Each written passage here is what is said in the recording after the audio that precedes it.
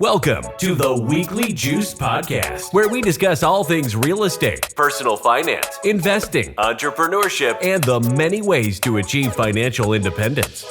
We interview accomplished investors and entrepreneurs with the goal that their stories inspire you to take control of your financial future. Here to get your creative juices flowing while also documenting their own personal investing journeys are your hosts, Corey Jacobson and Ryan Bevilacqua.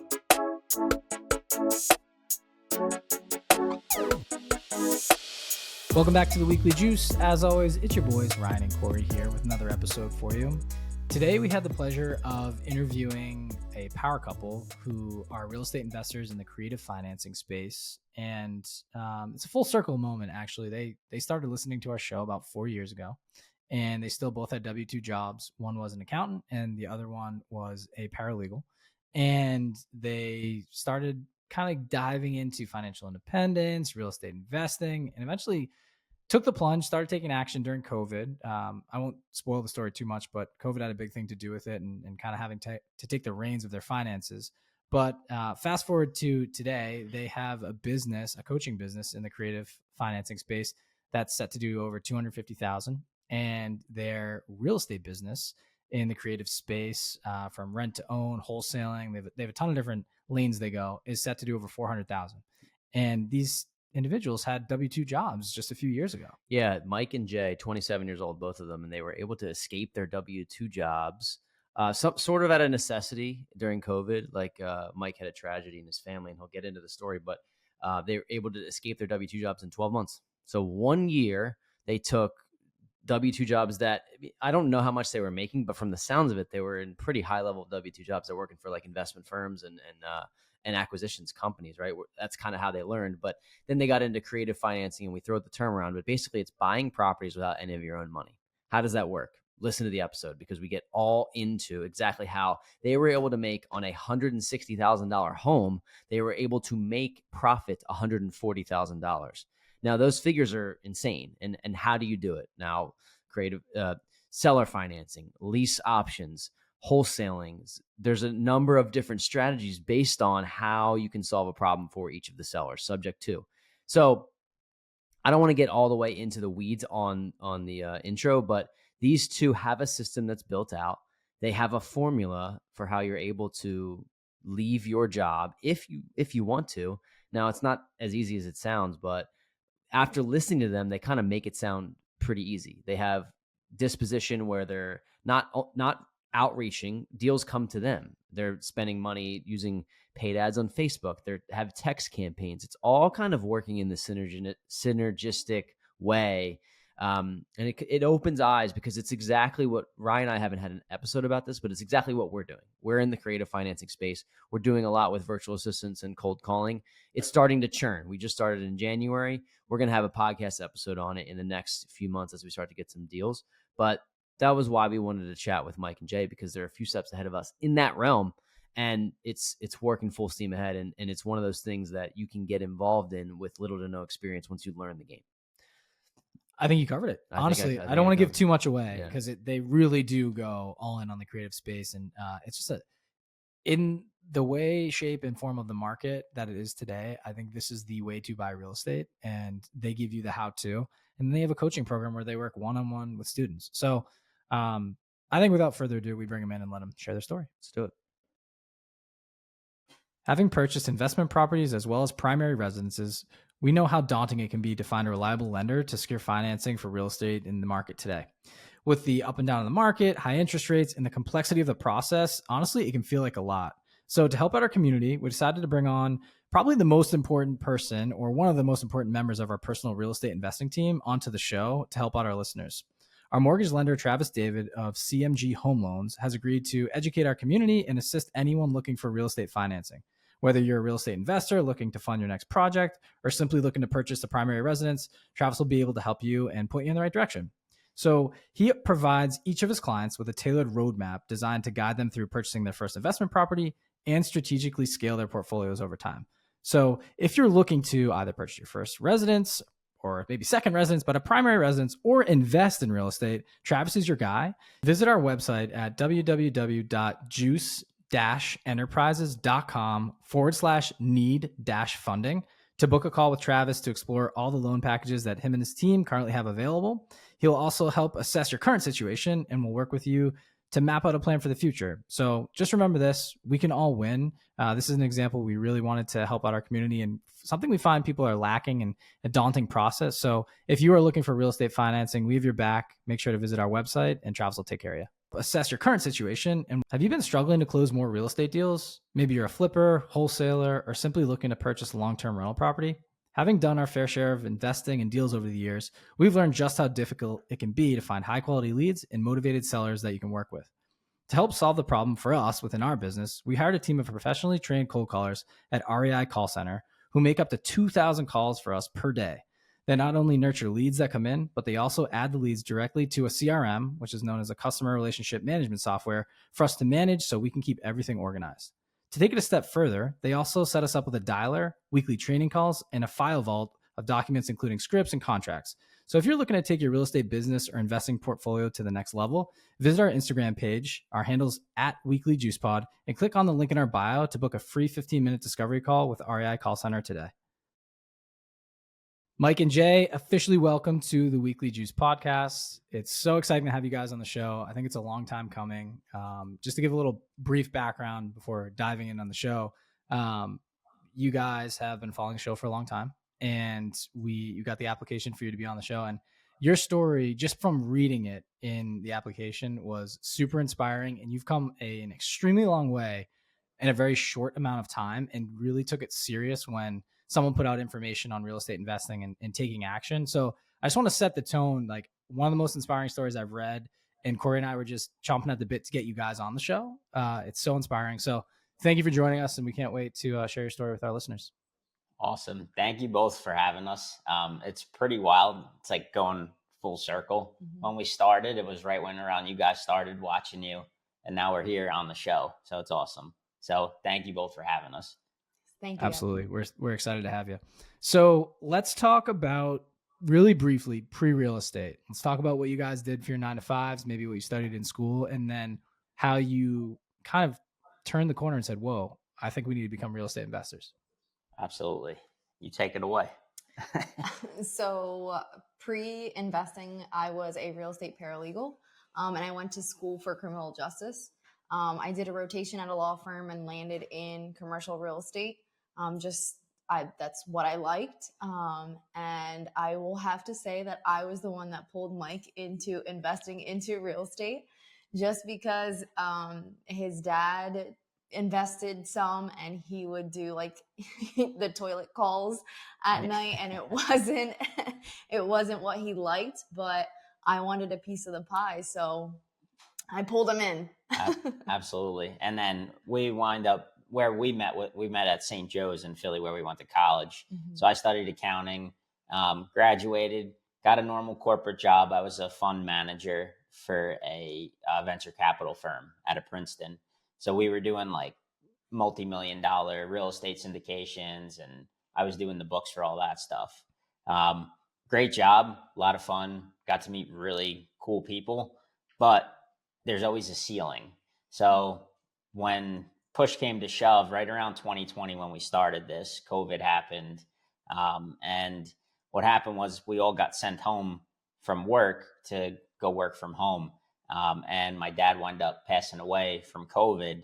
So when that happened, it was like, saw my dad on a Friday, following Friday, he had already passed away. So it was like within 1 week, I had to figure out a bunch of stuff because he was the sole breadwinner for my mom and my younger brother.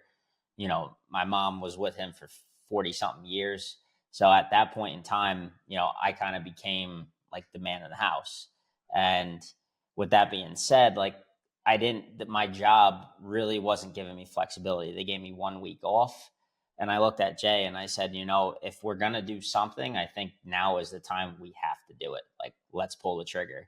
So not really knowing much, we wind up just hiring a realtor and kind of going the traditional way, trying to work towards something and learn as we went. So cool. Very cool. Thanks for being vulnerable and sharing that. I think I truly can't speak to it, but I can imagine, and I'm trying to imagine what it was like, in your shoes one weekend having my dad and then the next not. Like I'm, getting a little choked up thinking about it, just because was the head of household, or is the head of household for my family. And then you're like, you still got your mom and your brother, and you're like, dude, what do I do? Like you become the top dog, if you will, and they're looking at you like, I believe you said you're the oldest, and Yep. I'm the oldest in my family, outside of my dad, and it's just weird. It's tough. You're like, I already feel that like responsibility for my younger brothers. They look up to me, and like I do things the right way, and I think that's a very strong why to have when you go into this thing. And I know we're starting there, which is good. Like I already know the end of the story, or like where you guys are now, not the end, but the climax. And it's going to be fun to get there. So you mentioned you hired a realtor and you guys started dipping your toes in the water. Take us to the next step. Like, was there, you kind of had some apprehension there. Did you not do it the right way, you felt, or what's the story behind this? Yeah, absolutely. So me and Jay, not knowing anything, Jay wound up meeting a realtor like the summer before everything happened with COVID. And we wind up giving her a shout and saying, look, like, we want to find a rental. Let's go that route. Let's start showing us houses. And we had a specific price range. So we were approved up to like 200 grand.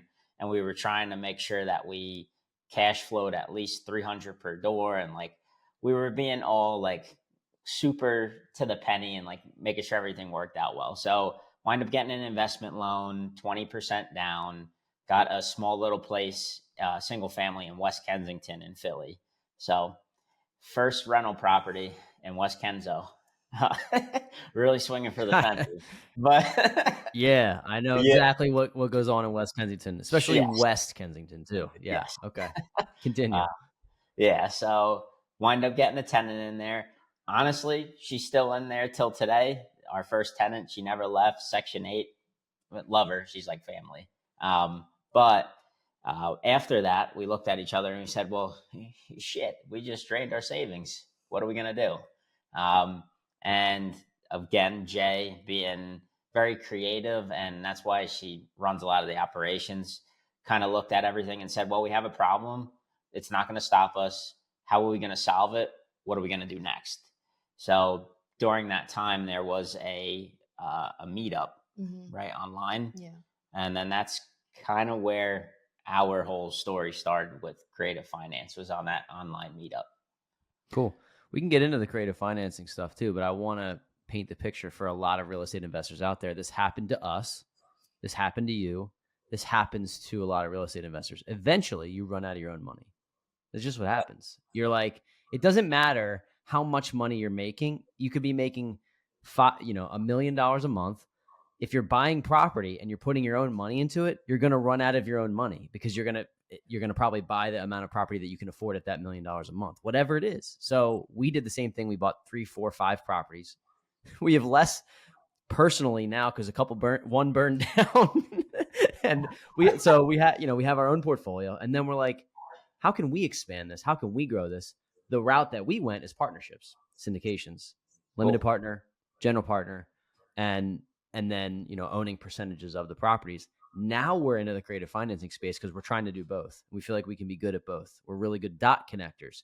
You guys went right for the creative financing, which, for anybody that doesn't know, a lot of this is buying property without your own money. And to the person who doesn't invest in real estate or is just getting started, that's like, I didn't even know that was possible. It's very possible. Somebody like Pace Morby does it at a really high level. There's a lot of other people out there. Jen and Joe Delafave, they're great at it too. And we'll share more about our journey, but today isn't about us. So I want to talk about the entryway into creative financing. Like, what does creative financing mean to you? There's a lot of different ways to get involved.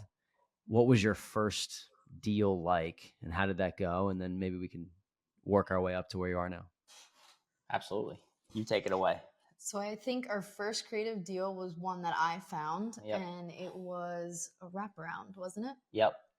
So Go ahead. yeah, absolutely. So in terms of creative financing, like just in general, and then I'll let you hit on the deal.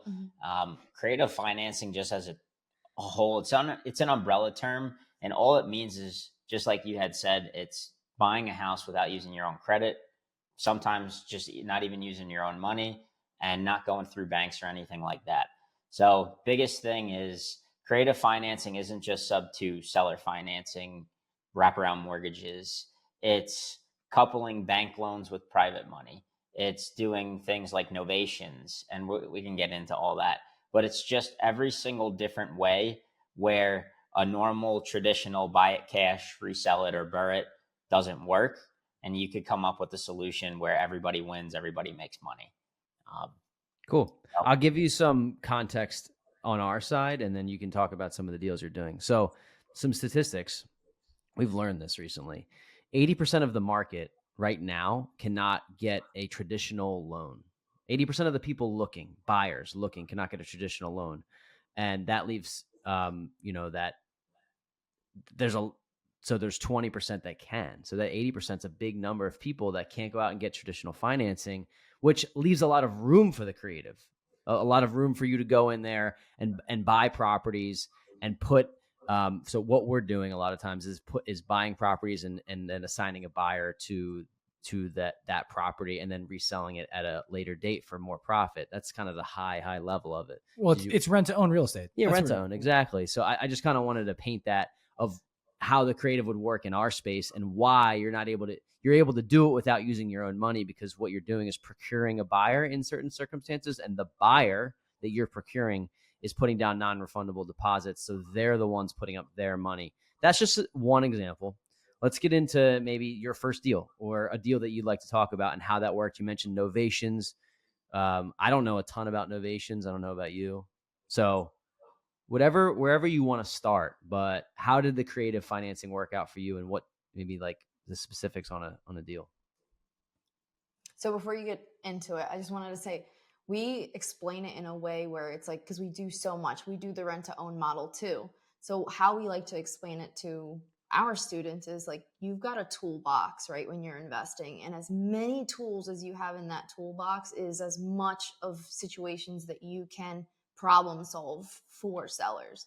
So I think that just having that is powerful, whether that's using private money, using hard money. These are all tools that you use. So I don't know where exactly you want to start, which deal. Yeah, absolutely. We can kind of just throw it back to the beginning so everybody can really see, like, where we are now. It took almost 3.5 years. It was long and grueling, and it's a lot of fun and it's crazy.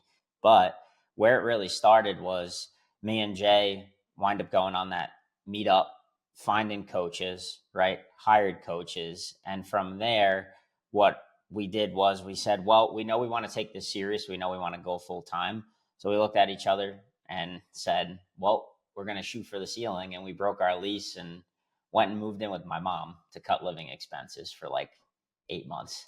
That was crazy. While we were living there, we did our first creative finance deal. Jay found that one on Facebook Marketplace, reached out to the dude. He had the house and a divorce. All he cared about was his price. He didn't care about anything else. So we gave him, I think he owed like 20 grand on his mortgage. He wanted 125. He was like, I don't really care. Just give me a little something for skin in the game. So we gave him 5,000 down. Closing costs were 4 grand. So we bought the property for $9,000 out of pocket. And then the property was turnkey, ready to go. So all we did was turn around and sell it to a tenant buyer on rent to own for 180. And they gave us 20 grand down. So basically we bought the property, 9,000 down. 2 months later, they gave us a non-refundable option deposit for 20,000. So we call it, we burr ourselves without the bank. Right. So this is cool. So you turned away, you pulled out 10 G's for that deal, right? Yep. From Facebook Marketplace. So meaning that they used 10 grand of their own money. They used 10 grand of their own money, but the assignment fee was 20 grand. So the difference they took home was 10 grand. Yep. So basically the way I try to explain that model, right? Because it's funny, there's a lot of models here. And in this toolbox you're talking about, it's almost like I call it lease option or rent to own arbitrage. Because you're like, depending on how layered you get, I mean, you guys really just like turned it around for a quick assignment fee. So it's kind of like wholesaling, but the rent to own model. So we bought that one. Mm-hmm. So instead of assigning that one, so basically, and we get into it too, but like instead of assigning it off to a buyer and just get an assignment fee. We actually closed on it. We owned it.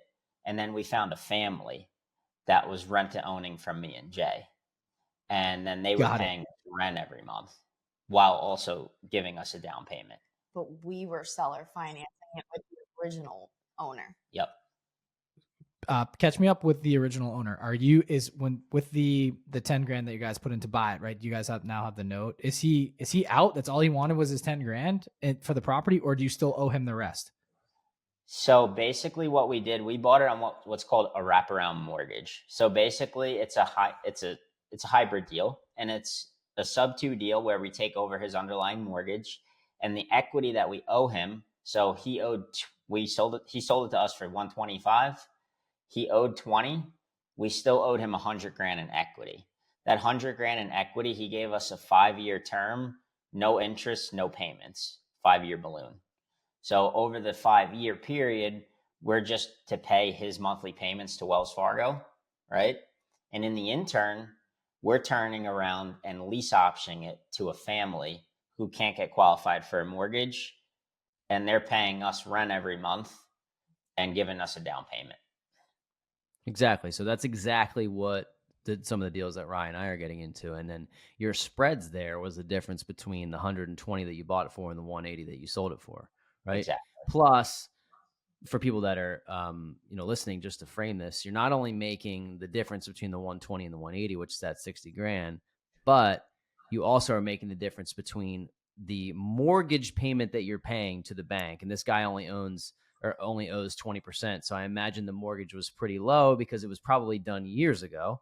And then you're asking the rent to own buyer to pay a fair market value in rent. So every month you're making the spread between, let's just call it, they're paying you $2,500 a month and your mortgage was $1,300. I'm just throwing numbers out there. You're making that $1,200 a month, and you're not a landlord because the rent to own buyer has responsibilities to fix up the property.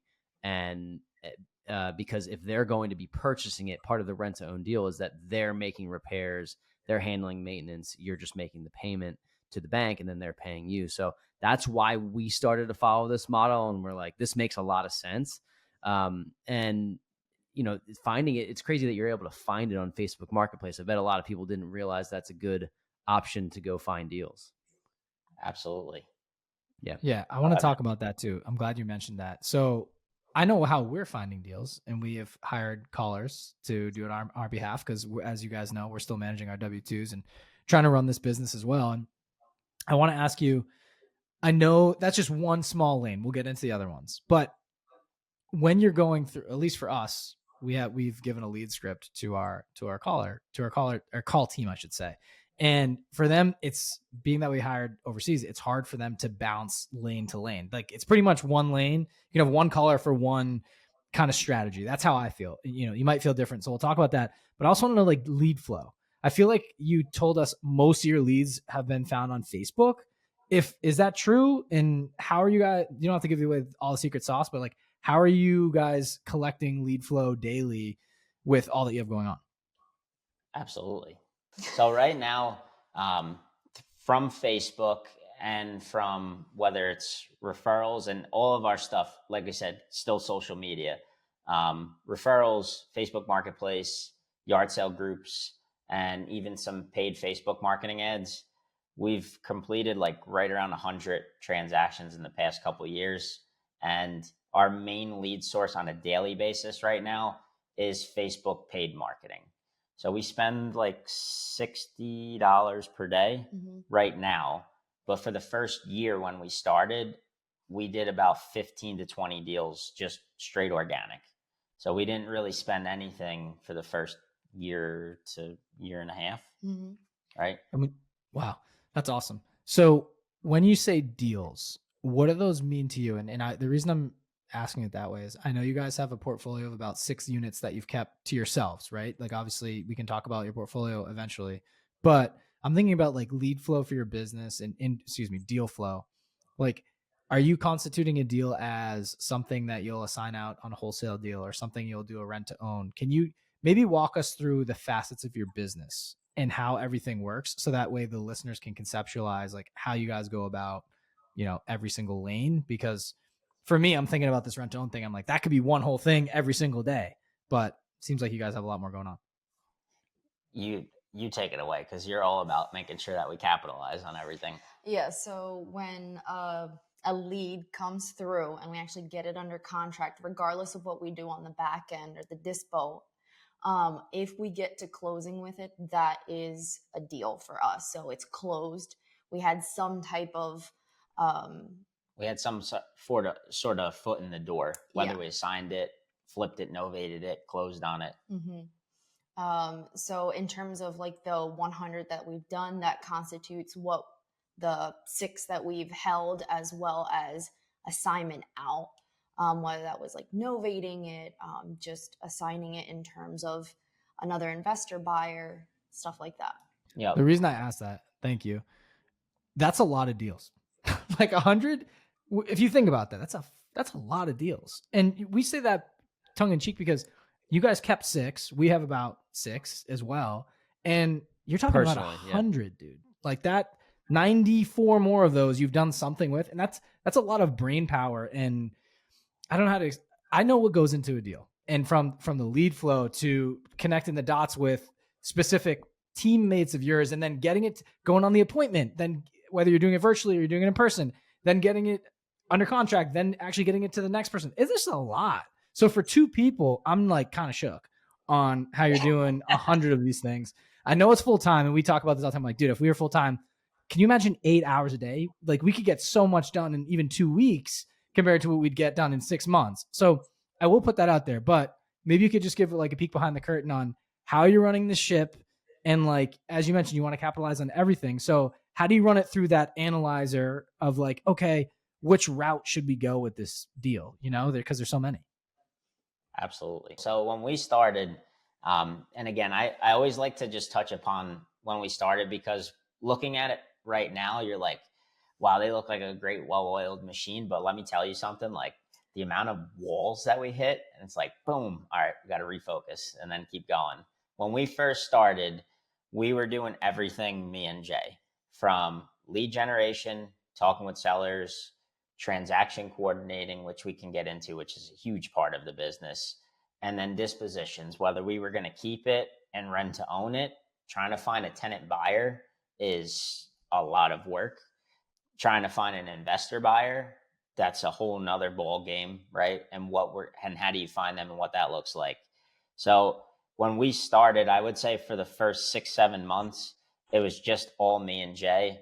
Got to the point where we're like now doing like a deal a month from Facebook, from yard sale groups, marketplace. And we're like, okay, this is getting to be a lot. So then what we did was we went out, tried to find an acquisitionist, someone to help us with leads, commission basis here in the States. They started picking up a little bit. We did a few deals with them. One thing that we found, which is why we moved to VAs, which we'll get into in terms of the back end, but commission-based people are very hard to keep hungry, right? You have to think about it. You know, working day in, day out, talking with a ton of people. We went through like 7 different acquisitionists in the time of like a 9-month period. So it was burning and churning. But what's really worked for us right now in our business is me and Jay, we're still in some seats, but we have 2 full-time VAs.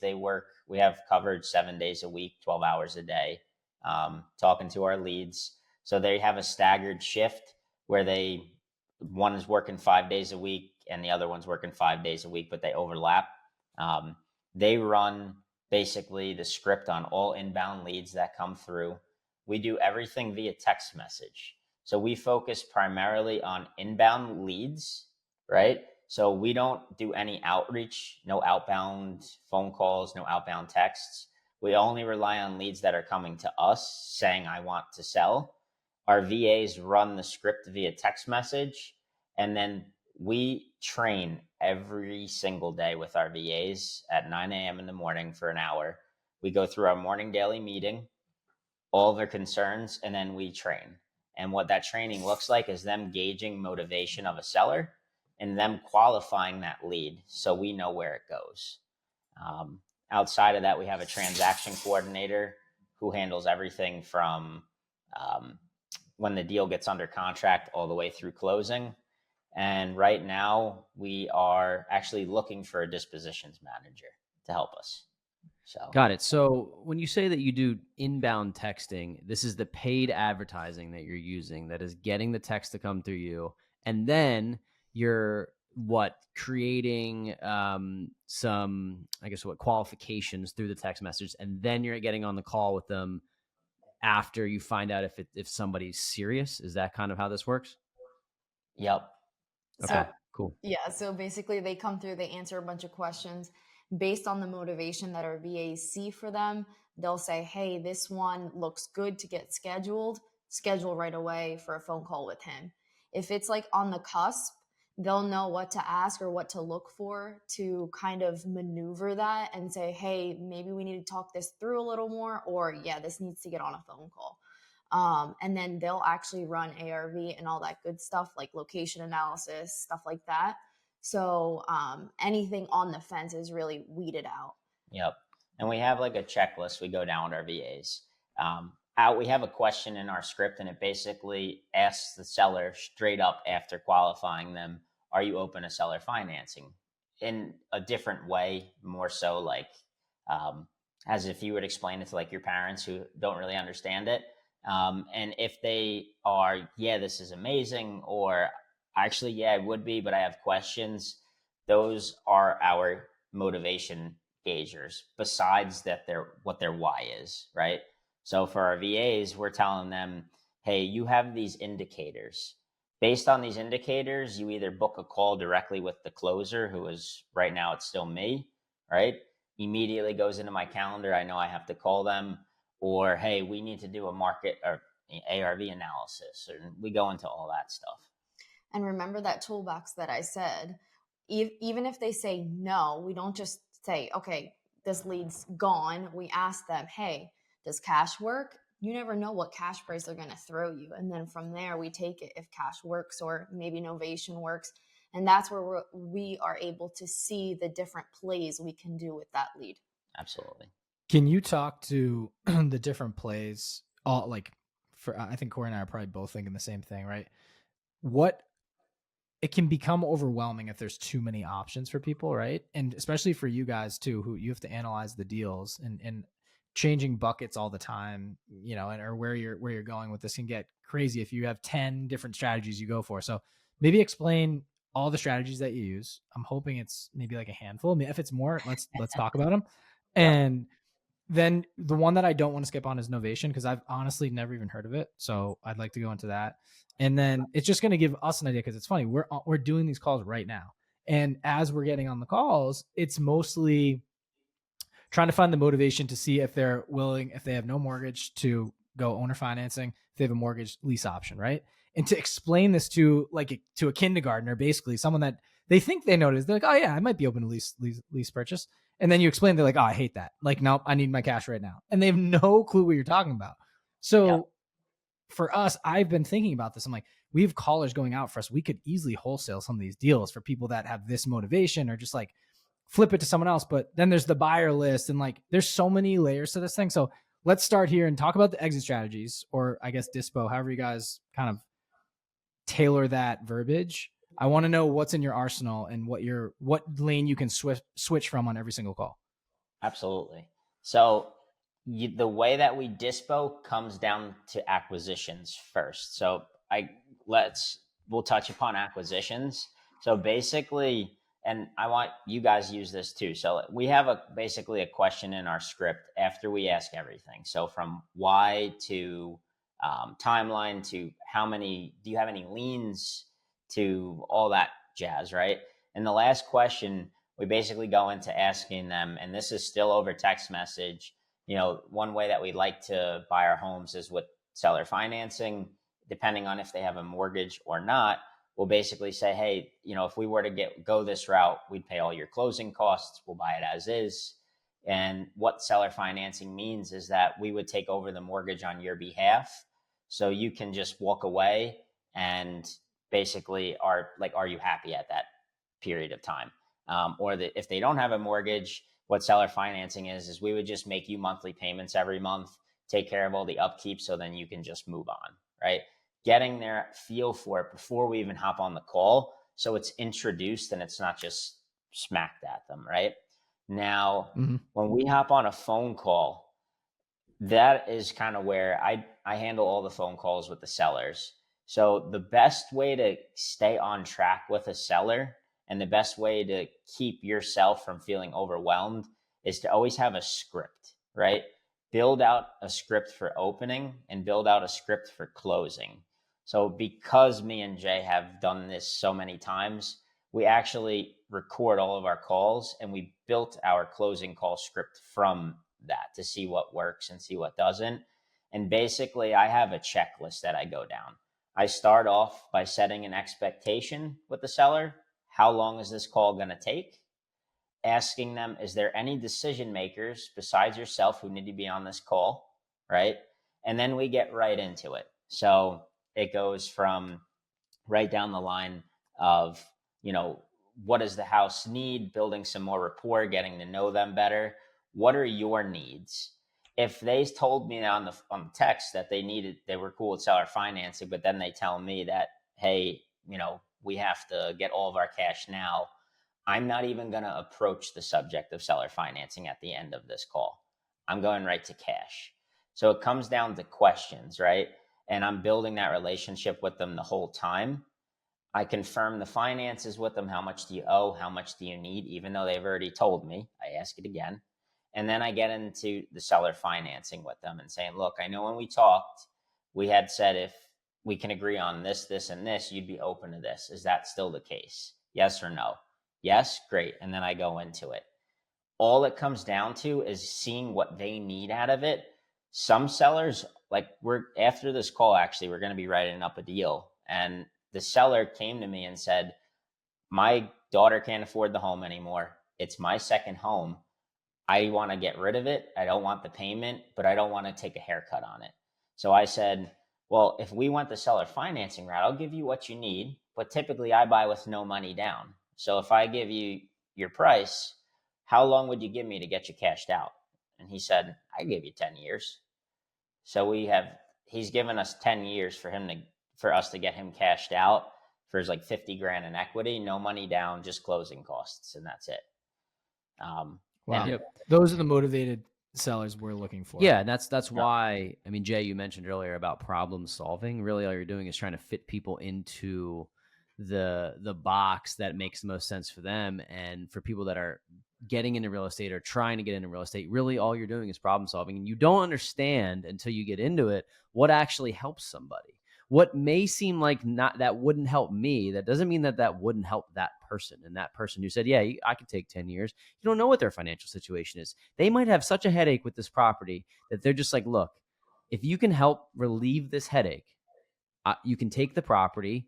I'll make some money on it. We'll both make some money on it, but it's not like you are, pulling a fast one on anybody. It's just, it's all circumstantial. And that's what I love about the business. And I think that's motivating for people that are out there. I mean, you guys had W-2 jobs and left within 12 months because you created this business from scratch. And what, you're not going to open up a restaurant or a manufacturing plant, and you could, but it would be really, really, really hard to do that. So that's why I just wanted to frame this for people that like the real estate game, the creative side of it is just, you can open so many doors. Well, and they're on track for 400 grand in 2024. That was going to be my next question, right? Actually. Yeah. So you're 4 years later after you started.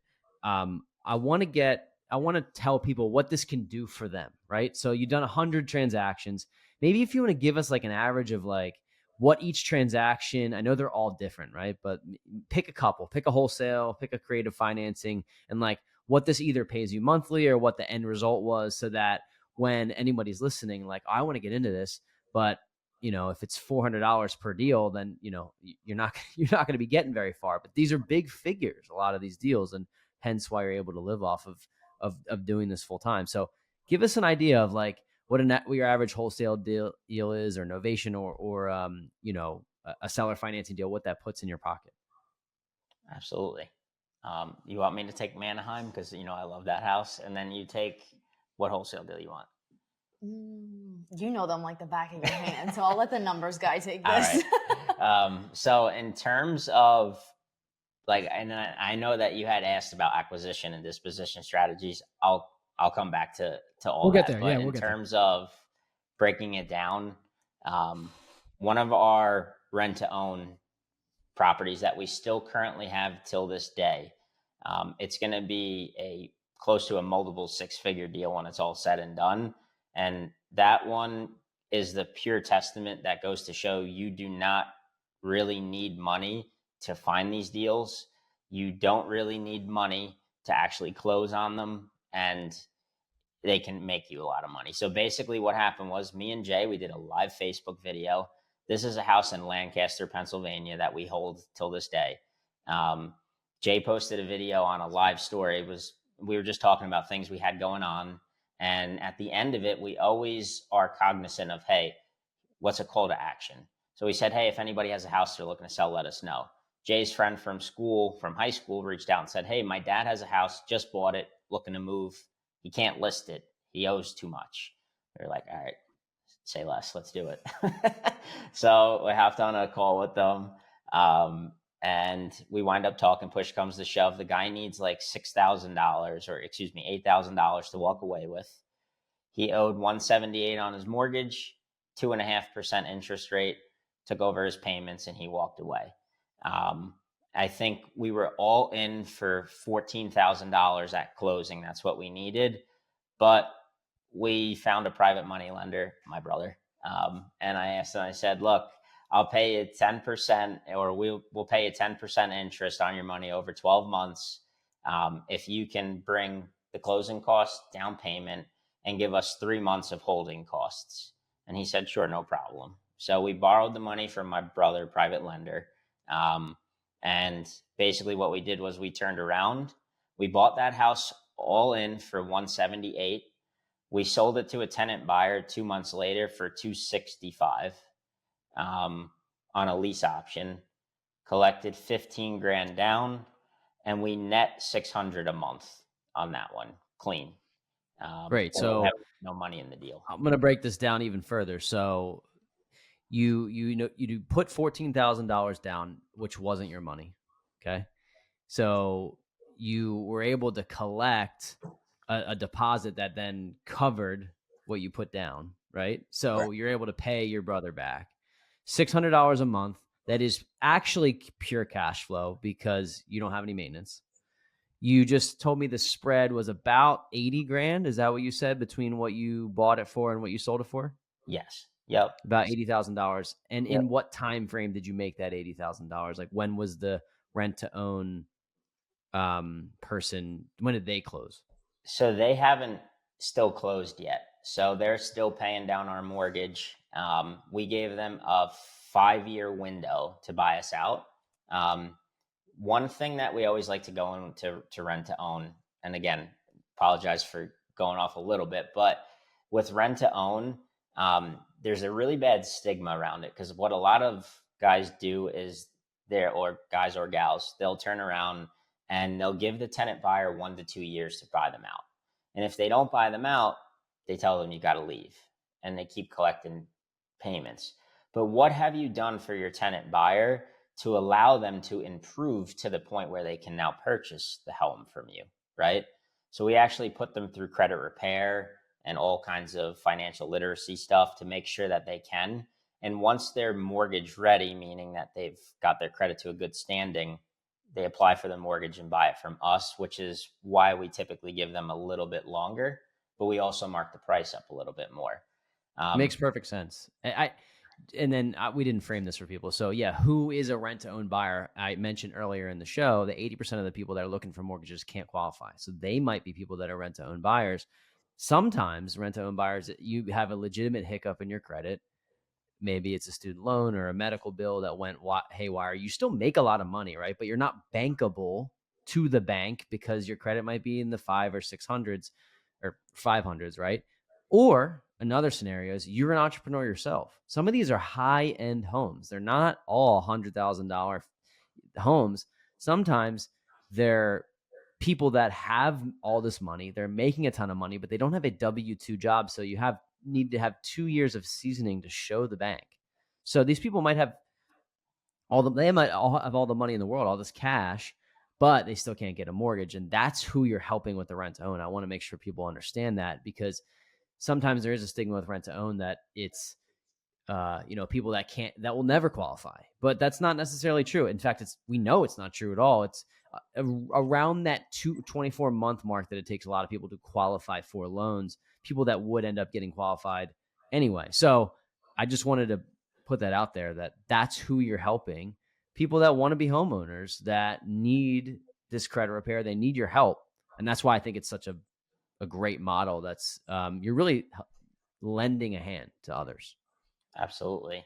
This deal, I love it so much for multiple reasons. One, our tenant buyer is amazing, but two, like the amount of money that we're going to make on it is wild, from something that didn't cost us anything, literally like out of our own pockets. If they were to buy us out at the 24-month mark between debt pay down because of the low interest rate, our net cash flow, we don't have any money up front, and then the back end check, we're on track to make like 140,000 off the house. And we bought it for 178. So like we've almost made what we bought it for in a 2-year span. It's insane. It proves the power of creativity. And I think this is like I don't know, how do I say this? I think we're in the market's in a specific cycle right now. We're going to look back, and I think the people like you guys and us and others that are getting in the creative space are going to be light years ahead in 5 years, like even 2 years, right? Or 3, however long you guys have been doing it.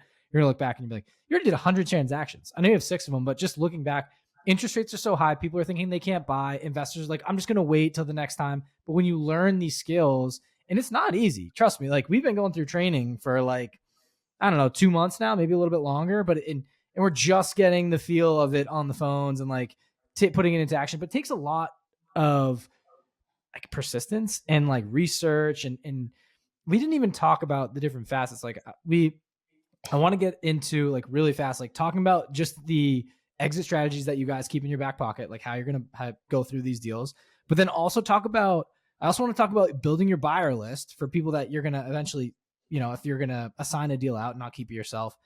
And then also, I know this is like, hopefully this doesn't go too long. Let's try to keep it kind of compact, but we'll get another call. I already told you that. The other thing I want to talk about, there's just so much to unpack here. The other thing is like this text message thing you guys are doing. It's brilliant because we have a lot of people outreaching for calls, right? And trying to weed through people and sift through the motivation. And when they're coming to you, it's so much easier. They have a need. It's like, where can I plug them along my arsenal? So maybe eventually we can even start there. It's like talking through the lead systems and how, I know you mentioned you spend $60 a day on Facebook Marketplace, or Facebook in general, or Business Suite, however it works. But to get these deals coming in, how are you getting like the hand raisers? Like, what are you saying to people to say, here's a service I provide, so they even know to come to you? That's where I'm getting. Absolutely. You want me to take the exits, and then I'm going to let you have the whole process side of it. Great. That was probably the worst way to ask a question. I asked like 7, but yeah. I don't want to miss any of those. So let's just not forget to go to all of them. I got you.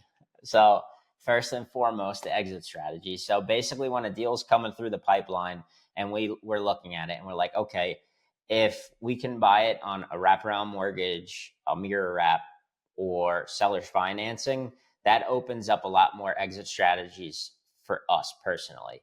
Because me and Jay will not buy with raw cash. It's just not something that we're looking to do at the moment. We only will buy properties that fit a certain buy box with creative. So when that creative financing deal comes, or even numbers that work for cash, we look at it and we say, okay, well, if it's creative, we know that just opened up the possibility for us to buy it and then resell it and flip it, us to do rent to own, or us to wholesale it and get a buyer really quick. Because buyers right now eat up creative deals. We assign our stuff within like 48 hours when we're looking for it. But when we're looking at a deal, the main things that we do is like, okay, if the entry fee is 10% or less, we know that we can assign it if it's a creative deal. What is an entry fee? That is the total amount of money you need in order to close on it. Cash to seller, realtor commissions, if you have an assignment fee.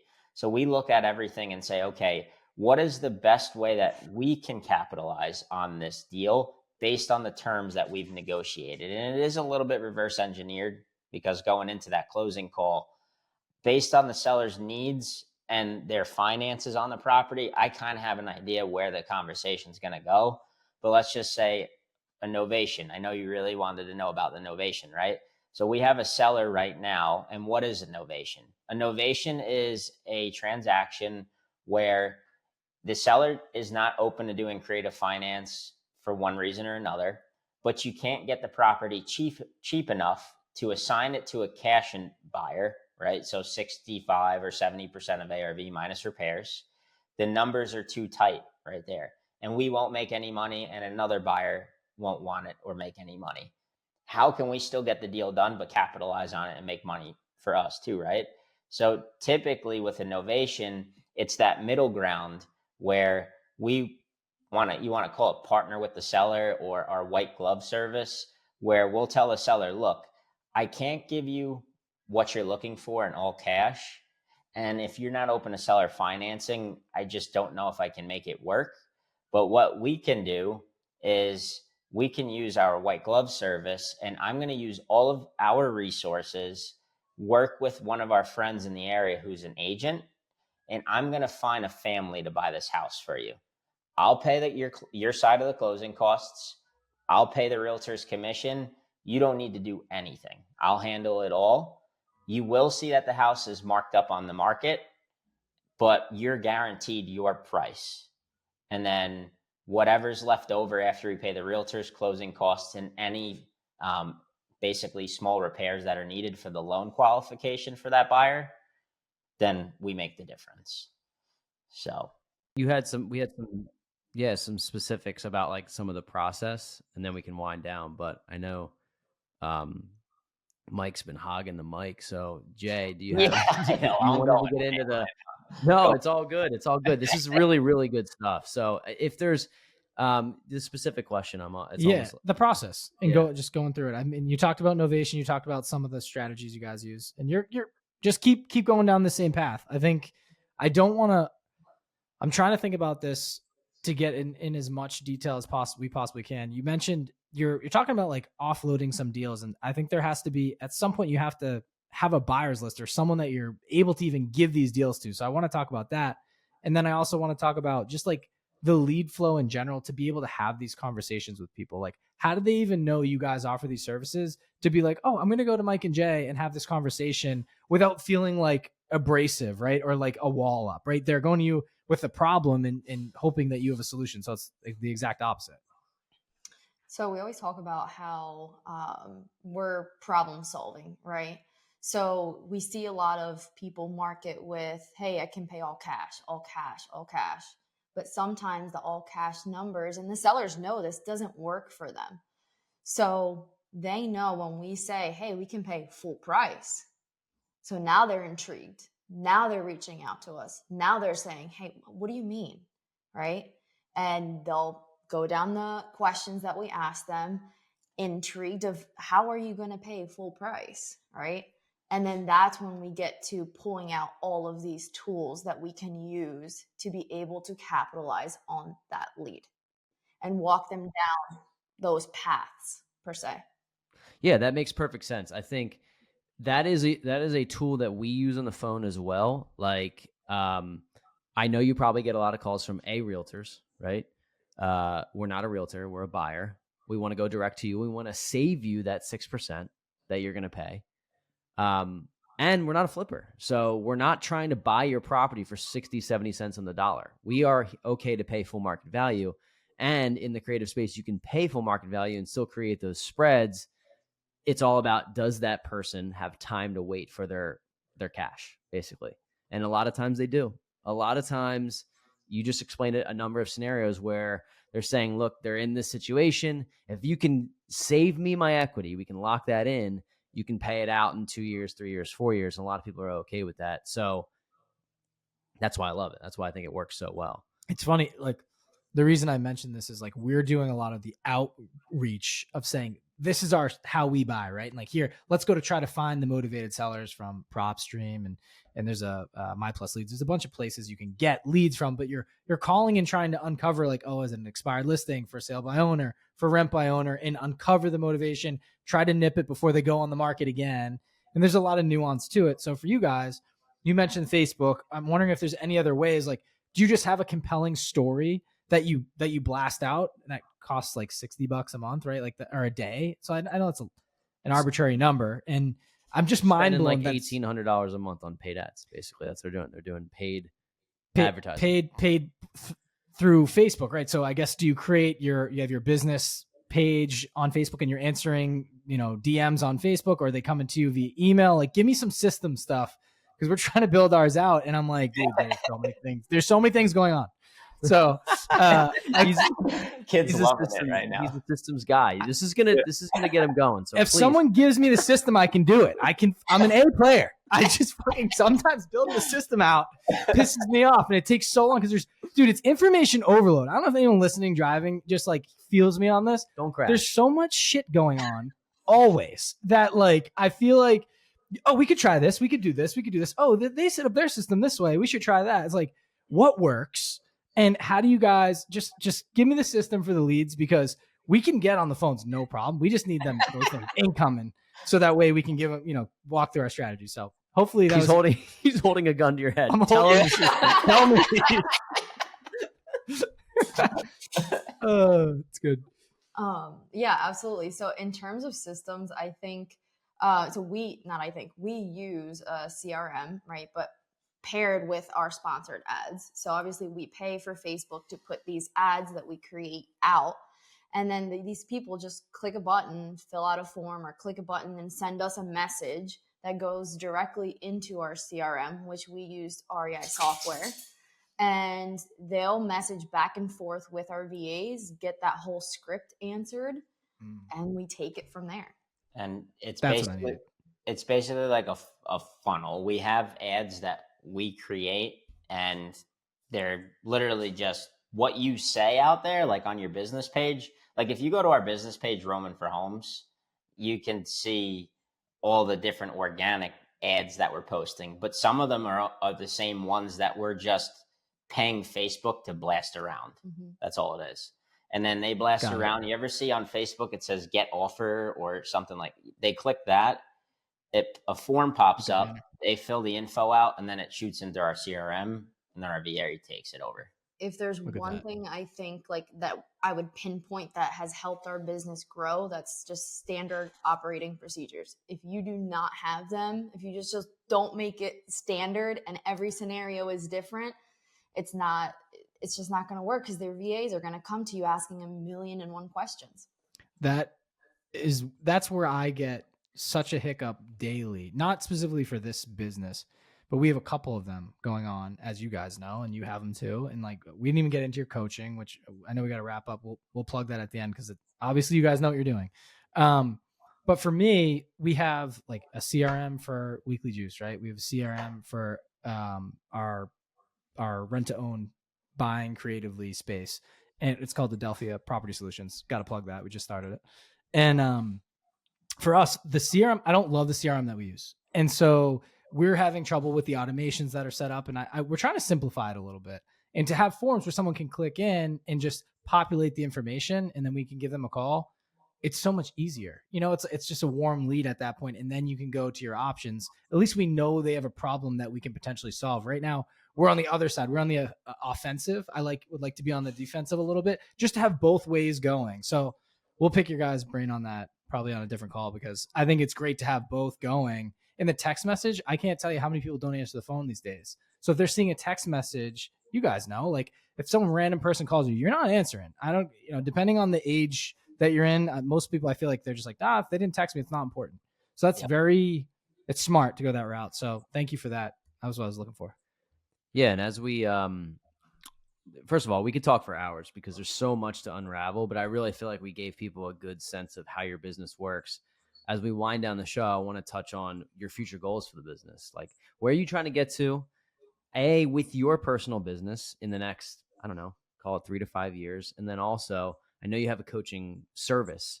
So if anybody has been listening for the past 45 minutes, I don't know why you wouldn't want to reach out to Mike and Jay and try to figure out how you can do what they've done. It seems like a win-win.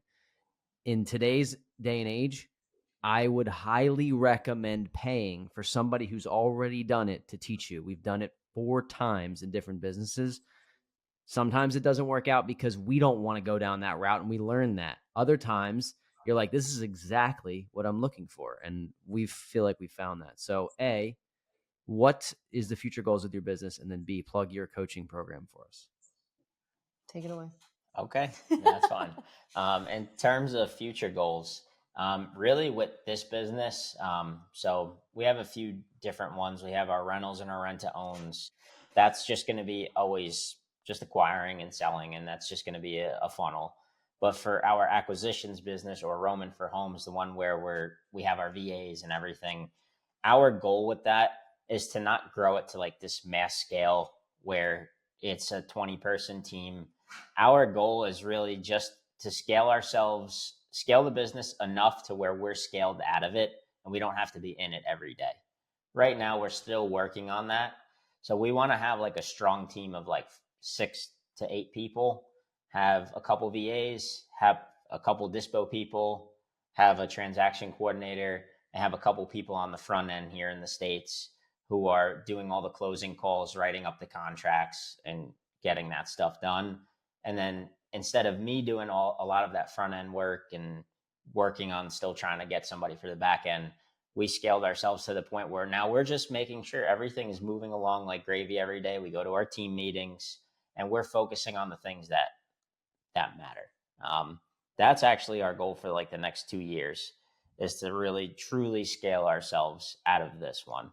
I want to piggyback off of that. A lot of people think that, with acquisition company, you become this big company and that's the only way to make millions. I used to work for a car wholesaling company, and the biggest car wholesaling company, and they weren't thousands of people to run this operation, and they made, like I said, millions in one day. They were a small company and they were just efficient, and that's, I think, what we want to get to, not oversee all of these people. When about the 1.5 year mark, and I know that we could talk for forever, but I'm just hitting on it really quick. Like at the 1.5 year mark or so, right when we quit our jobs, we had a team of like 8 people. It was a lot. We were doing like 8 to 10 deals a month consistently for a small period of time. And it got to the point where it was too much. So we scaled back. And now we just want a lean and mean machine, basically. And that's our baseline for this. Truly, for like, I won't go too passionately here because I know we're wrapping up, but it's for your mental health too. Like we have at some point throughout the year, Corey and I each hit a wall separately, different occasions. We have family stuff that happens. We right? hit him We're at humans. the same time. That would be a problem. Thank God we hit him separately. Thank God we hit him separately.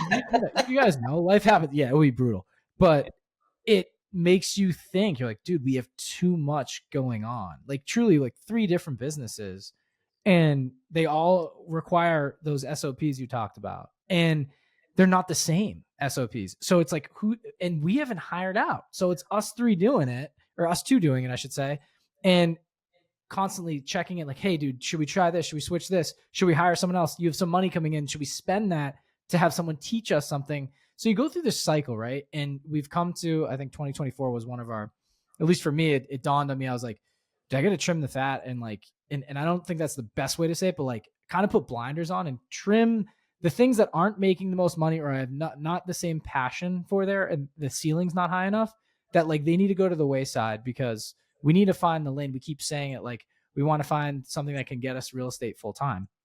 And what can that be? And, turns out is creative financing. And we ended up hiring a coach and a mentor. And we've gone through this mastermind, and kind of, we still have to have everything else running though, at just like a lower speed, like still going. But I basically am putting a bow on this, saying like, I can appreciate you guys saying you don't want 8 to 10 deals a month. It sounds awesome, but it's overwhelming. And you're like, dude, what am I even doing this for? Like the money's already coming, and I'm happy with 4. And I have peace of mind. And you guys only, how how much money you need to survive, and you're well over survival at this point. And now it's like thriving and going up the levels. Like, what do you want for your family? What do you guys have aspirations? We didn't even touch on that. You guys are only 27 years old. people are gonna be mind blown when they hear that. One of you's 27. Jay, I'm not sure how old you are. 27. Yeah. So I thought I should put that out there. Like, you're doing unbelievable things, and I think rather than hitting burnout early, you're toting that balance of, let's do this while we have a ton of energy, because we're not even at 30 yet, before maybe families become involved. I don't know if you guys are going down that route, but that puts another wrench in there. It's amazing, but your time gets pulled away. And it's an important thing to say. Don't get ahead of yourself. So you don't need to have 500 employees working for you. If you find something that is lean and mean, you can make just as much, as long as you found the right thing and you're doing it the right way. So smart to bring up. And I appreciate that you did. No, that was great. And it's perfectly spot on. So if people want to be that lean mean machine, they want to learn, what's the program that you have put together for people to follow in your footsteps? I was going to say, our goal with our coaching is to teach others to basically be business owners from the beginning, right? To treat your business like a business, because it makes a difference. Don't just stumble upon. So we teach, obviously creative financing and putting all those toolbox tools in there. But we also teach our students how to be proactive rather than reactive. Absolutely. And the name of our coaching program is called Roman's Creative Academy. Everything is named after our dog, Roman, but story for another day. But Roman's Creative Academy, you can find us on Facebook. You can reach out to myself or Jay on Instagram. I'm Roman, Roman with Mike. And I'm Roman, Roman with Jay. Yep.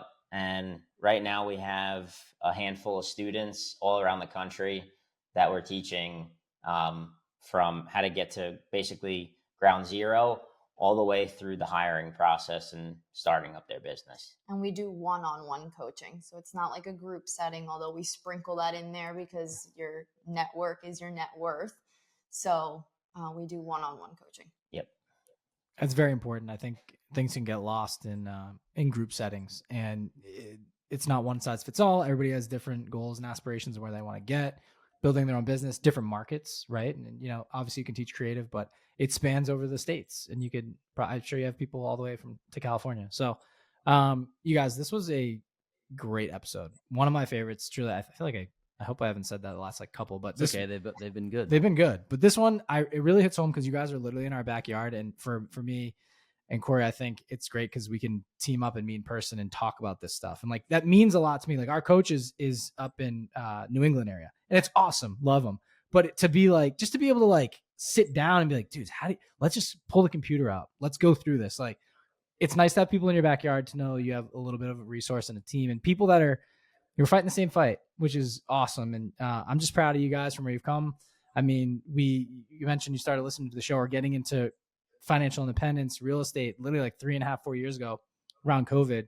And to see how far you've come is unbelievable. You mentioned, at least for not to the full guests here, but or the full audience here, but I want to share it because it was in the application you submitted. Coaching programs on pace to do 250 this year, and your real estate business or acquisitions business kind of combo 400 this year. So you guys are killing it, absolutely killing it. It's not all about the money either. It's about improving people's lives, and that's what your coaching program does. So make sure you guys follow both of these people, Jay and Mike, and check out their coaching program. I've already checked out your website. I love it. You got the dog everywhere. You got the cursive font. It's cool.